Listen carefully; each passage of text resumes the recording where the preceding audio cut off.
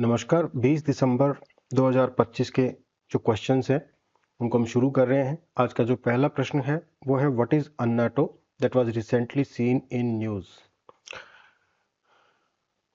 अन्नाटो जो है ये अभी न्यूज़ में था और ये क्या है, तो इसका जो करेक्ट आंसर है वो है a natural food colour and flavouring agent. अब सबसे पहले तो ये न्यूज़ में किस लिए था, क्योंकि CSIR का central food technology research institute जो कि मैसूर में है, मैसूरू में कर्नाटका में, उसने अभी हाल ही में अन्नाटो पर एक रिसर्च की है। ये एक नेचुरल फूड कलर होता है और फूड फ्लेवर होता है जो कि अकोइटे ट्री नाम जो है नाम का एक पेड़ है उसके बीजों से आता है। येलो ऑरेंज कलर देता है और कई प्रोसेस्ड फूड जो होते हैं उनमें ये काम में आता है। तो ये न्यूज़ में इसलिए था क्योंकि CSIR central food research institute Mysore, इसकी कोई रिसर्च थी इस फ्लेवरिंग एजेंट पे जिसकी वजह से ये न्यूज़ था। आपके लिए इसकी लोकेशन ज़्यादा इम्पोर्टेंट है, ठीक है। नेक्स्ट क्वेश्चन है what is the main objective of Bharat net project. तो देखिए भारत नेट जो प्रोजेक्ट है उसका जो मेन ऑब्जेक्टिव है वो है to provide broadband connectivity to all gram panchayats, ठीक है। भारत नेट जो है ये भारत सरकार का एक बड़ा प्रोजेक्ट है और ये सभी ग्राम पंचायत को ब्रॉडबैंड कनेक्टिविटी देने के लिए शुरू किया गया था। इस प्रोजेक्ट में टेलीकॉम ऑपरेटर्स, ठीक है, internet service providers, content providers, इन सबको ओपन एक्सेस दिया जाता है ताकि रूरल एरियाज में ई हेल्थ, ई एजुकेशन और ई गवर्नेंस जैसी सर्विसेज को दिया जा सके। इसका फेज 1 जो है वो पूरा हो चुका है, फेज 2 अभी चल रहा है और फेज 3 जो है उसमें 5G टेक्नोलॉजी जो है उसको इंटीग्रेट इसमें किया जा रहा है। तो भारत नेट आपसे ऑब्जेक्टिव पूछे to provide broadband connectivity to all gram panchayat, ठीक है। यहाँ पे ग्राम पंचायत के बारे में आपको थोड़ा सा जानना जरूरी है। ग्राम पंचायत, तो ग्राम पंचायत के बारे में क्वेश्चंस आते हैं। भारत की जो लोवेस्ट लोकल सेल्फ गवर्नमेंट की यूनिट होती है वो ग्राम पंचायत होती है। इसका जो इलेक्शन कितने साल के लिए होता है, 5 साल के लिए होता है।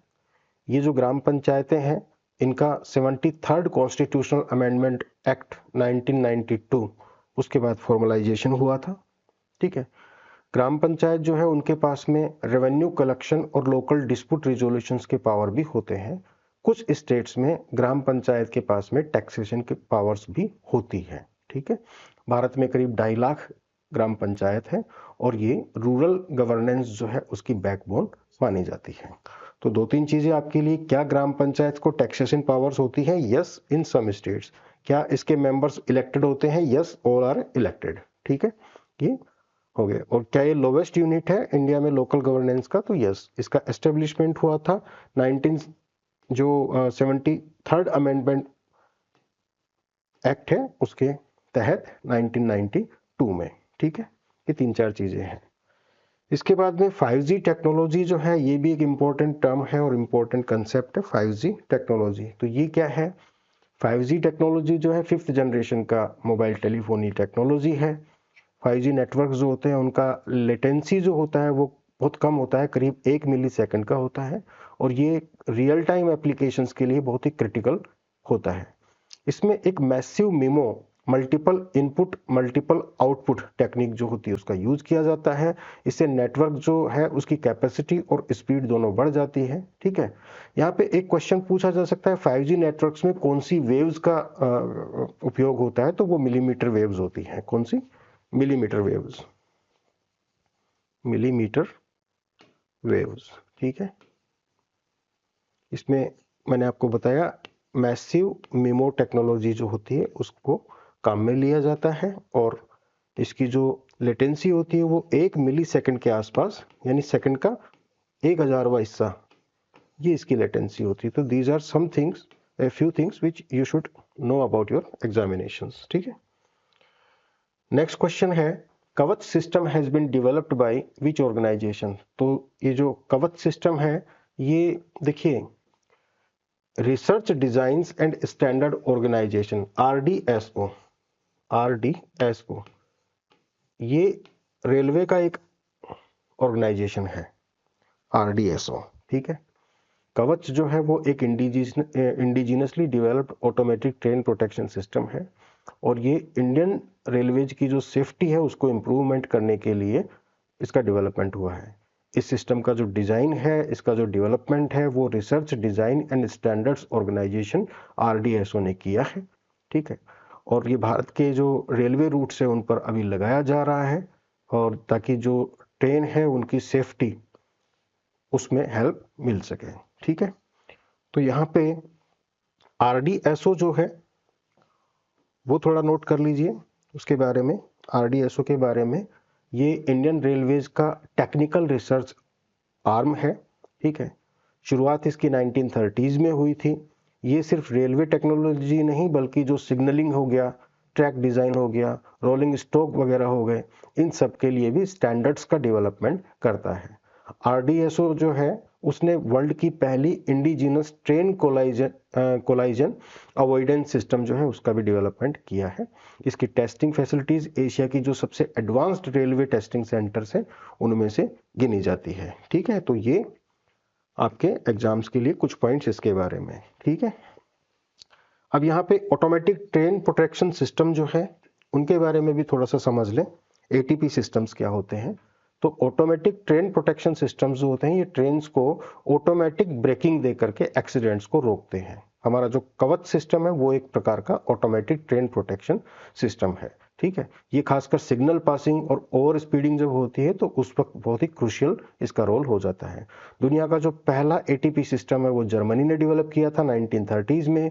भारत में कवच के रूप में ATP का कवच जो है वो पहला ATP के रूप में एक एंटी कोलाइजन डिवाइस का प्रोटोटाइप जो है 2000 में आया था। और अभी जो मॉडर्न जो ATP सिस्टम्स होते हैं वो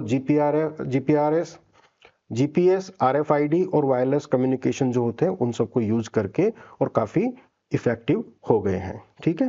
तो कवच क्या है? Automatic train protection system. ये क्या होते हैं आपको समझा दिया है। कहाँ डेवलप हुआ था? सबसे पहले जर्मनी में, ठीक है। इसके बाद में हम नेक्स्ट क्वेश्चन पे चलते हैं। नेक्स्ट क्वेश्चन है ICGS Sarthak that was recently seen in news is classified as which type of vessel. कई प्रकार के वेसल्स होते हैं, कई प्रकार के जहाज होते हैं, ठीक है। तो उनमें से ICGS सार्थक जो है उसके बारे में पूछा है। पहली बात तो ये ICGS का मतलब इंडियन कोस्ट गार्ड शिप है, ठीक है। किस प्रकार का शिप है ये? तो इसका जो करेक्ट आंसर है वो है ऑफशोर पेट्रोल वेसल, ठीक है। ICGS coast guard Indian coast guard ship Sarthak ये एक ऑफशोर पेट्रोल वेसल है और ये बनाया गया है किसके द्वारा? गोवा शिपयार्ड लिमिटेड के द्वारा, ठीक है। ये इंडियन कोस्ट गार्ड के लिए 5 OPVs है, उनमें से चौथा है। सार्थक जो है मल्टी मिशन ऑपरेशंस जैसे कि सर्च एंड रेस्क्यू हो गया, एंटी मैरीटाइम जो क्राइम होते हैं उनके खिलाफ हो गया, मैराइन एनवायरनमेंट प्रोटेक्शन हो गया, इन सब के अंदर काम में आता है। और ये 2021 में इसको कमीशन किया गया था, ठीक है। अब ये न्यूज़ में इसलिए था क्योंकि अभी जो है इसने पोर्ट कॉल दी है, कहाँ पे? चाबहार पोर्ट ईरान में, ठीक है। तो इसलिए न्यूज़ में था। तो ICGS सार्थक जो है ये एक OPV है, ऑफशोर पेट्रोल वेसल, और ये 5 OPV है इनके पास में, उनमें से ये 4th नंबर का ये है। इसका जो डेवलपमेंट किया था वो गोवा शिपयार्ड लिमिटेड ने किया था। तो गोवा शिपयार्ड लिमिटेड जो है ये इंपॉर्टेंट हो गया आपके लिए, इसके बारे में जानना। तो गोवा शिपयार्ड लिमिटेड जो है ये एस्टेब्लिश हुआ था 1957 में, ठीक है। और ये ओरिजिनली नेवल ऑक्सिलरी वेसल्स जो होती हैं उनके लिए बनाया गया था, ठीक है। यानी नेवी की जो सपोर्टिव वेसल्स होती हैं, सपोर्टिव शिप्स जो होती हैं या बोट्स होती हैं उनके डेवलपमेंट के लिए, ठीक है। गोवा शिपयार्ड लिमिटेड ने इंडिया के लिए सबसे पहले एल्यूमिनियम एलॉय बोट बनाई थी, ठीक है। काफ़ी लाइट वेट और कोरोजन रेजिस्टेंट बोट्स थी वो, ये बनाई थी सबसे पहले गोवा शिपयार्ड लिमिटेड, ठीक है। और कुछ कंपोनेंट्स इसने INS अरिहंत जो है, जो कि इंडिया का पहला न्यूक्लियर पावर्ड सबमरीन है, उसके लिए भी बनाए थे, ठीक है, गोवा शिपयार्ड लिमिटेड। इसके बाद में हम चाबहार पोर्ट जो है, इसमें ये भी इंपॉर्टेंट है, चाबहार पोर्ट। तो ये इसकी लोकेशन है, ठीक है। यहाँ पे ये ईरान में चाबहार पोर्ट है। मुंबई से सीधा ईरान और फिर वहाँ से अफगानिस्तान तक का रूट, ये जो अफगानिस्तान तक जो एक्सेस मिलता है इंडिया को वो है। तो चाबार पोर्ट जो है ये ईरान का डीप सी पोर्ट है और इसकी जो लोकेशन है बहुत स्ट्रैटेजिक है, इंडियन ओशन में ये लोकेटेड है। इंडिया और सेंट्रल एशिया के लिए ये गेटवे का काम करता है, ठीक है। यानी इंडिया का जो, क्योंकि पाकिस्तान की तरफ से तो जा नहीं सकते, ठीक है, तो इंडिया के लिए सेंट्रल जो एशिया है उसका एक्सेस पॉइंट बनता है चाबार पोर्ट। ये जो पोर्ट है वो India Iran Afghanistan trade corridor जो है उसका एक हिस्सा है और ये जो लैंडलॉक्ड सेंट्रल एशियन कंट्रीज है उनको इंडिया से एक्सेस देता है। और चाबार पोर्ट का जो डेवलपमेंट हुआ है उसमें इंडिया ने हेल्प की है, जिससे रीजनल कनेक्टिविटी जो है वो बढ़ी है, ठीक है। इसके बाद में चलते हैं नेक्स्ट क्वेश्चन पे। नेक्स्ट क्वेश्चन है, who has become the first women officer to graduate from Indian military academy Dehradun. तो इंडियन मिलिट्री एकेडमी देहरादून जो है वहां से पहली वीमेन ऑफिसर टू ग्रेजुएट, ठीक है। करेक्ट आंसर है इसका साई जाधव, हाल ही में न्यूज में थी है। साई जाधव जो है वो पहली महिला ऑफिसर हैं जिन्होंने इंडियन मिलिट्री एकेडमी देहरादून से ग्रेजुएट किया है।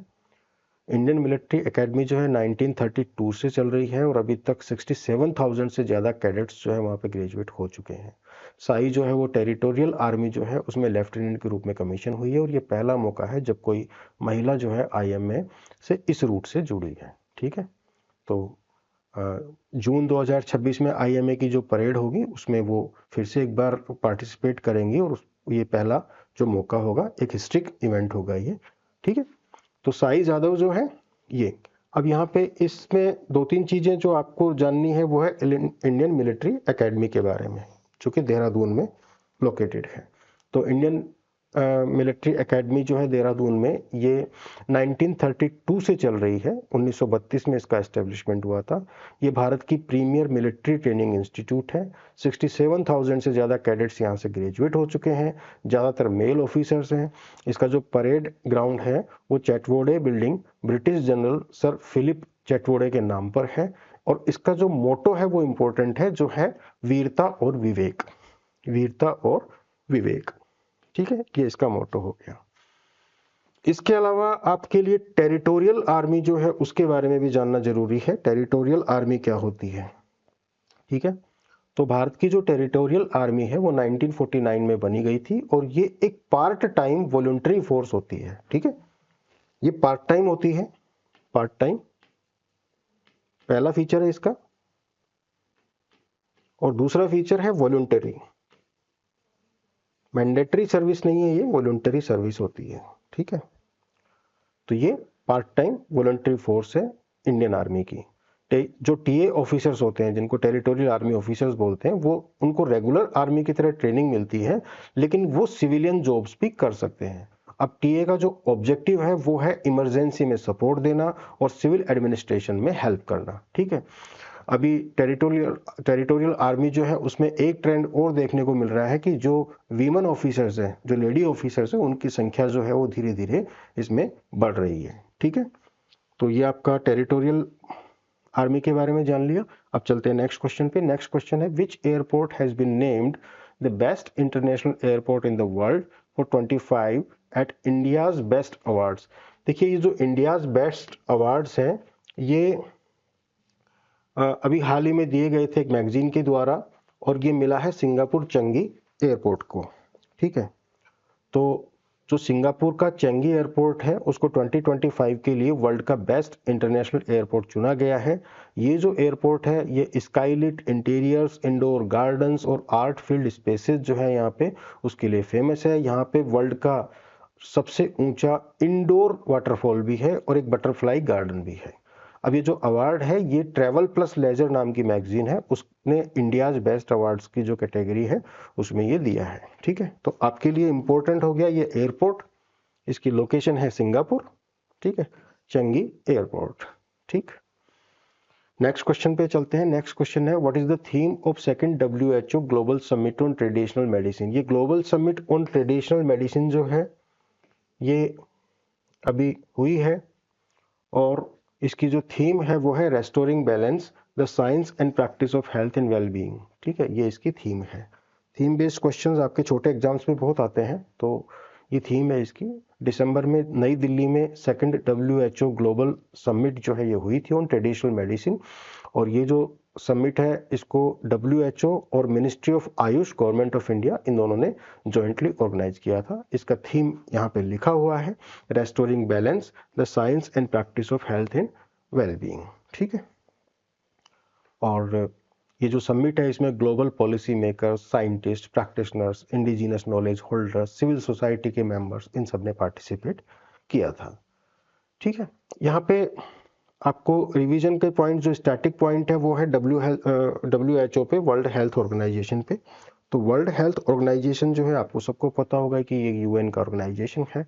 1948 में इसकी एस्टेब्लिशमेंट हुई थी। इसका जो मुख्यालय है, इसके जो हेडक्वार्टर्स है वो जिनेवा में है, स्विट्जरलैंड में। ठीक है, WHO ने पहली बार 1977 में ग्लोबल पोलियो इरेडिकेशन इनिशिएटिव शुरू किया था।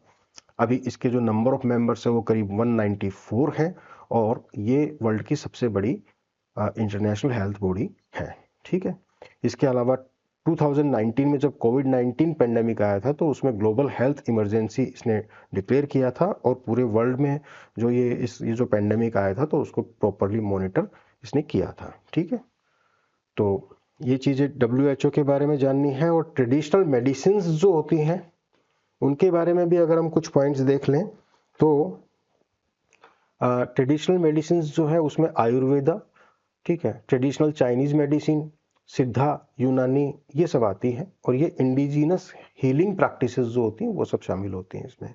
WHO जो है उसने 2019 में ट्रेडिशनल मेडिसिन जो है उनको ग्लोबल हेल्थ सिस्टम में इंटीग्रेट करने के लिए एक स्ट्रैटेजी बनाई थी, और कई ट्रेडिशनल मेडिसिन जो होती है उसमें बायो एक्टिव कंपाउंड्स होते हैं जिनका मॉडर्न ड्रग्स जो है, जिनके आधार पे मॉडर्न ड्रग्स का भी डेवलपमेंट किया जा रहा है।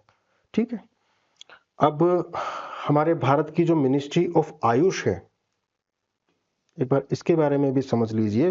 मिनिस्ट्री ऑफ आयुष जो है ये बहुत नई मिनिस्ट्री है, 2014 में बनाई गई थी, 2014 में बनाई गई थी। सेपरेट मिनिस्ट्री बनाई थी हमारे इंडिजिनस सिस्टम्स को सपोर्ट करने के लिए। तो मिनिस्ट्री ऑफ आयुष जो है 2014 में भारत सरकार ने आयुर्वेद, योग, यूनानी, सिद्ध और होम्योपैथी, ये 5 आयुष जो नाम है उसी से क्लियर हो जाता है। आयुर्वेदा, योगा, यूनानी, सिद्धा और होम्योपैथी, इन सबको प्रमोट करने के लिए सेपरेट मिनिस्ट्री बनाई थी। ठीक है, तो ये जो मिनिस्ट्री है इसने अपने इन सिस्टम्स की ग्लोबल आउटरीच बढ़ाने के लिए कई इंटरनेशनल कोलैबोरेशन किए हैं, और इस मिनिस्ट्री के तहत नेशनल इंस्टीट्यूट ऑफ आयुर्वेदा और central council of research in Ayurvedic sciences ये भी आते हैं। ठीक है, और कोविड-19 में भी इसका रोल जो है काफी इंपॉर्टेंट रहा था। ठीक है, तो आपको जानना है कि 5 सिस्टम कौन से हैं, उनको ध्यान रखना है। इसका एस्टेब्लिशमेंट कब हुआ था? 2014 में हुआ था। ठीक है, नेक्स्ट क्वेश्चन पे चलते हैं। नेक्स्ट क्वेश्चन है, which all India institute of medical sciences AIIMS became the first in the country to host Gen Z post office. ये कश्मीर में एक जेनजी पोस्ट ऑफिस खुला है अभी, एम्स विजयपुर है इसका नाम। ठीक है, एम्स विजयपुर, जम्मू एंड कश्मीर का एम्स विजयपुर है, उसने अपना पहला जेनजी पोस्ट ऑफिस शुरू किया है, और ये भारत का पहला एम्स है जहाँ पे ये फैसिलिटी प्रोवाइड की गई है। अब ये जो इनिशिएटिव है सिंबलिक है, लेकिन डिपार्टमेंट ऑफ पोस्ट का एक जो है नया इनिशिएटिव है कि जो कैंपस बनाया गया है वहाँ पे वो यूथ सेंट्रिक और टेक्नोलॉजी इनेबल्ड हो। जेनजी पोस्ट ऑफिस जो है उसका मॉडर्न एम्बियंस है, डिजिटल पेमेंट्स की वहाँ फैसिलिटीज़ है, आसान पोस्टल बैंकिंग और इंश्योरेंस की सर्विसेज प्रोवाइड होती है। तो ओवरऑल ऑब्जेक्टिव है जो जनरेशन जी है, जेन जी है, उसको जो है अट्रैक्ट करना इंडिया पोस्ट की तरफ। ठीक है, तो ये अपने को ध्यान रखना है। लोकेशन एम्स विजयपुर, ये जम्मू एंड कश्मीर में है। चलते हैं नेक्स्ट क्वेश्चन पे। नेक्स्ट क्वेश्चन है, what is the name of the scheme launch to develop indigenous telecom technology for rural and remote areas. तो अब ये जो एक जो स्कीम है वो telecom technology development fund TTDF, इस फंड के बारे में अपने को जानना है। ये इसका ऑब्जेक्टिव है to develop indigenous telecom technologies for rural and remote areas in India. तो टेलीकॉम टेक्नोलॉजी डेवलपमेंट फंड जो है इसको 2022 में एस्टेब्लिश किया गया था। इसका ऑब्जेक्टिव है रूरल और रिमोट एरियाज के लिए देसी टेलीकॉम टेक्नोलॉजीज को डेवलप करना। ठीक है। अब ये क्या करता है, ये IITs, NITs, MSMEs, स्टार्टअप्स और रिसर्च इंस्टीट्यूशन जो है उन सबको सपोर्ट करता है। और ओवरऑल ऑब्जेक्टिव इसका जो है वो रूरल एरिया के लिए जो देसी टेलीकॉम टेक्नोलॉजी है उसका डेवलपमेंट करना है। ठीक है। तो ये अभी हाल ही में न्यूज़ में इसलिए था क्योंकि इसने समीर कोलकाता में IIT मद्रास, IIT गुवाहाटी और IIT पटना के साथ मिलकर एक 6G test bed project approve किया है। तो यहाँ पे इंडिजिनस 6G जो टेक्नोलॉजी है उसका प्रोटोटाइप जो है उसका भी डेवलपमेंट हुआ है। ठीक है। तो इस TTDF के अंतर्गत भारत का 6G का एक प्रोटोटाइप बनाया गया है, उसमें कुछ IIT शामिल है, इसलिए ये न्यूज़ में था। ठीक है। अब आपके एग्जामिनेशंस के लिए जो इम्पोर्टेंट चीज़ें हो गई वो हो गई, पहली चीज़ 6G टेक्नोलॉजी, 6G टेक्नोलॉजी। ठीक है। तो 6G जो टेक्नोलॉजी है वो 2030 तक 2030 तक आ जाएगी और ये 5G से 100 गुना तेज स्पीड और अल्ट्रा लो लेटेंसी के साथ में आएगी। ठीक है। इसमें टेट्राहर्ट्ज फ्रीक्वेंसी बैंड्स यूज होगा जिससे डेटा ट्रांसमिशन और भी ज़्यादा एफिशिएंट हो जाएगा। 6G के अंदर AI और मशीन लर्निंग जो है वो नेटिव इंटीग्रेशन उनका होता है। स्मार्ट नेटवर्क्स जो है खुद अपने आप ऑप्टिमाइज होंगे। ये सारी चीज़ें इसमें शामिल हैं। ठीक है। इसके अलावा हम लोग समीर जो है उसके बारे में जानना जरूरी है, जिसका मैंने अभी आपको बताया। समीर यानी society for applied microwave in electronics engineering and research. ठीक है।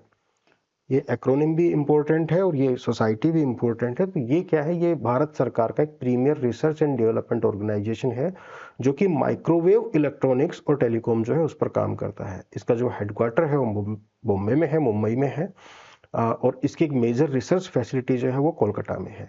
समीर जो है इसका फोकस है इंडिजिनस टेक्नोलॉजी डेवलपमेंट और इसमें टेलीकॉम और डिफेंस सेक्टर जो है उस पर भारत की आत्मनिर्भरता बढ़े उस तरफ काम करना। ठीक है। तो Sameer society for applied microwave in electronics engineering and research कहाँ लोकेटेड है, ये मुंबई, लेकिन इसका एक मेजर रिसर्च सेंटर है कोलकाता। ठीक है। चलिए नेक्स्ट क्वेश्चन पे चलते हैं। नेक्स्ट क्वेश्चन है which city in Uttar Pradesh is home to India's first forest university. तो भारत की जो पहली फॉरेस्ट यूनिवर्सिटी है वो आ रही है गोरखपुर में। ठीक है। यूपी में, गोरखपुर में यूपी में है। भारत की पहली फॉरेस्ट यूनिवर्सिटी एस्टेब्लिश करेगी उत्तर प्रदेश गवर्नमेंट जो है वो ये एस्टेब्लिश करने वाली है। ये जो यूनिवर्सिटी होगी ये फॉरेस्ट्री, वाइल्ड लाइफ और एनवायरनमेंट साइंसेज इसके अंदर स्पेशलाइज्ड प्रोग्राम्स जो है उनको ऑफर करेगी। इसमें एकेडमिक और फील्ड बेस्ड रिसर्च दोनों शामिल किए जाएंगे। फॉरेस्ट यूनिवर्सिटी जो है forest sciences, wild life conservation, ecosystem management, इस समय हायर एजुकेशन और रिसर्च जो है उसकी एक प्रीमियर यूनिवर्सिटी ये बनने वाली है। तो इसकी लोकेशन इंपॉर्टेंट है, गोरखपुर, कौन से स्टेट में, यूपी में। ठीक है। गोरखपुर की अगर अपन बात करें, ठीक है, गोरखपुर यूपी का एक प्रमुख शहर है, गंगा नदी के किनारे स्थित है, बुद्धिज्म से और हिंदुइज्म से दोनों से जुड़ा हुआ है। गुरु गोरखनाथ जो है नाथ संप्रदाय के जो फाउंडर, उनके नाम पे ये सिटी का नाम है। यहाँ पे कौशाम्बी और कुशीनगर के पास में कई प्राचीन साइट्स है जो बुद्धिज्म से जुड़ी हुई है। गोरखपुर का जो रेलवे जंक्शन है वो भारत के सबसे बड़े रेलवे जंक्शंस में से एक है। यहाँ का जो गोरखनाथ मठ है वो धार्मिक और सांस्कृतिक महत्व है उसका, और ये नाथ संप्रदाय जो है उसका सेंटर है। ठीक है।